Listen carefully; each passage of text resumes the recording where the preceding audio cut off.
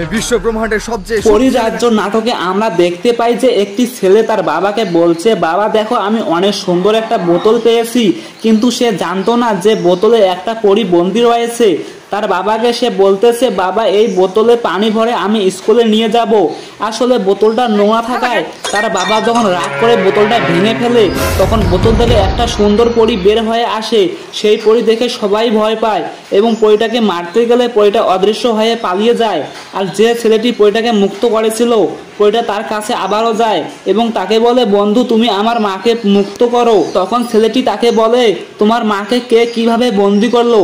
তখন পরীটা বলতে থাকে যে, আমরা পরীর দেশ থেকে মানুষের দেশে ঘুরতে যাওয়ার সময় আমার হাত থেকে জাদুর লাঠিটা ভুল করেই মাটিতে পড়ে যায়। তখন আমরা সেই লাঠিটা খুঁজতে গিয়ে কিছু খারাপ মানুষের হাতে পড়ে যাই এবং তারা আমাদের বন্দি করতে চায় এবং আমাদের বন্দি করে পৃথিবীর সব থেকে অলৌকিক শক্তির মালিক হতে চায়। আমি ছোট বলে আমাকে তারা ফেলে রেখে আসে, আর আমি যেই বোতলে বন্দি ছিলাম আর সেই বোতলটাই তুমি নিয়ে আসো এবং আমাকে মুক্ত করে দিয়েছো। এসব বলার পর আবারও বলে, প্লিজ তুমি আমার মাকে মুক্ত করে দাও প্লিজ। অবশেষে তারা দুজন মিলেই মা পরীটাকে মুক্ত করেছিল।